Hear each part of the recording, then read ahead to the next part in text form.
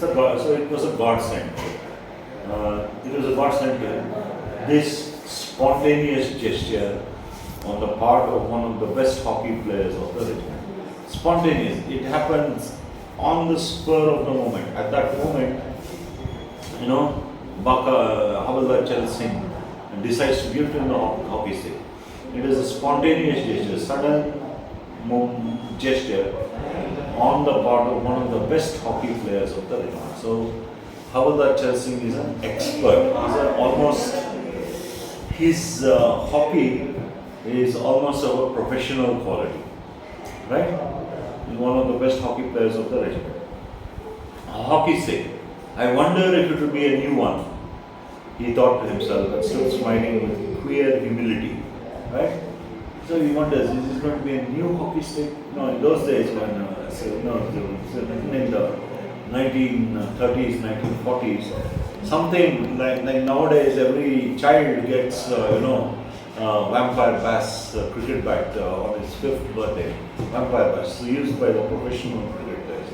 So nowadays such gifts are not uncommon. But in those days, even something like a hockey stick was something a cut apart from what you usually get, right? So he wonders if it will be a new one. He thought to himself and stood smiling with a queer humility, a strange humility. He stands smiling. He just wonders, like this. So, queer humility, overcome with gratitude. So he's overcome. He cannot say a single word, right? Charan Singh's generous promise had called for the trait of civility in Baka, which he had inherited from his forefathers. Again, we're given a description of his psychology. You see, in his mind, there is a trait, there is a characteristic of civility. Civility, servant, those two words are related. How does a servant behave towards the master? Very humble, he bows his head, he looks down, his shoulders are drooping, they're bent, the back is bent, he's probably standing with the arms folded in front of him. So that characteristic, that trait of civility, in Baka, that is a part of the mindset of these marginalized sections of society who are labeled, as I said, as Dalits, as SC/STs, OBC, and all sorts of names, untouchables, impure, like that, right? So this is a trait in the mind which is ingrained in these people, right? That trait of civility in Baka, that characteristic is brought out by Havildar Charan Singh's generous gesture. He had inherited that from his forefathers. So just before this, we are told how long the caste system had existed. It has existed for almost 6,000 years.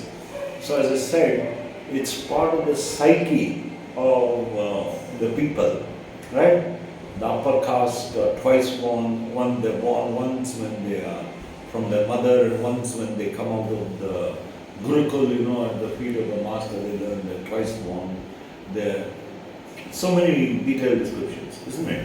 So the caste system, they have always been used to bowing before the upper caste. So he had inherited this trait from his forefathers, from his ancestors. Who? Baka. The weakness of the downtrodden, the helplessness of the poor and the indigent. Indigent is a word which describes a degree of poverty. As people say, they're poor, they're in poverty, and at a very extreme level, you say they're indigent. Indigent means you cannot get money for even one pair of clothes or even one square meal a day. You don't have anything, right? That is indigent. So Baka is indigent. And now, such a person, when he suddenly receives help, that's how Baka behaves. A passive contentment of the bottom dog, suddenly illuminated by the prospect of fulfillment of his secret and long-cherished desire. So Baka had this secret and long-cherished desire to own a hockey stick. Now that desire has been fulfilled. And how does Baka feel? He feels suddenly illuminated by this prospect, right? And Baka as a routine, okay, what does he feel? He feels passive contentment, right? Usually it's just, okay, nothing else to be done. This is the way things are. Nothing can be done to either improve or take things to a lower level. This is rock bottom. So usually, okay, he has a passive contentment, but now that he suddenly receives help, his mind, he feels suddenly illuminated by the prospect. Prospect means a possibility.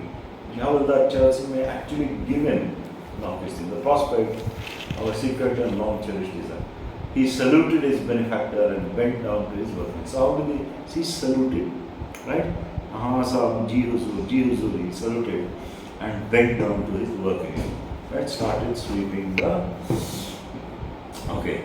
A soft smile lingered on his lips. Now he's contented, he's grateful, so his soft smile lingered on his lips. The smile of a slave overjoyed at the condescension of his master. So the condescension, any small benefits the master gives from time to time. Usually the master will treat the servant in a very, cruel way. When the master once in a while, he, doesn't treat him cruelly, gives him some reward, okay? The master is being condescending. So when the master is condescending, the slave is overjoyed. That is the attitude of Baka. More akin to pride than to happiness. So again here we have this fine distinction. The feeling that Baka felt, it was not happiness, not just we would say Baka feels happy, but it was more like pride, right? That his efforts have been recognized and so on and so forth. Akin to pride than to happiness. And he slowly slipped into a song. So as he works, he starts to sing. Slowly slipped into a song. The steady heave of his body from one latrine to another made the whispered refrain a fairly audible note. So the steady heave of his body. Heave means the up and down movement, the to and fro movement of his body as he sweeps. The steady heave of his body as he moved from one latrine to another made the whispered refrain, the whispered song, a fairly audible note. Right? So people could hear, and he went forward with eager step from job to job, a marvel of movement, dancing through his work.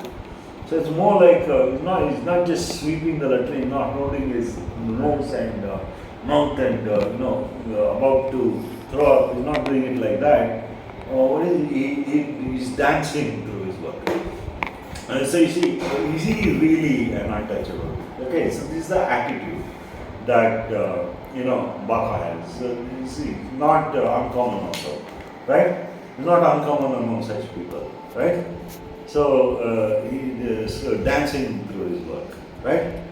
Only the sway of his body was so violent that once the folds of his turban came undone, the buttons of his coat slipped from their worn out clothes.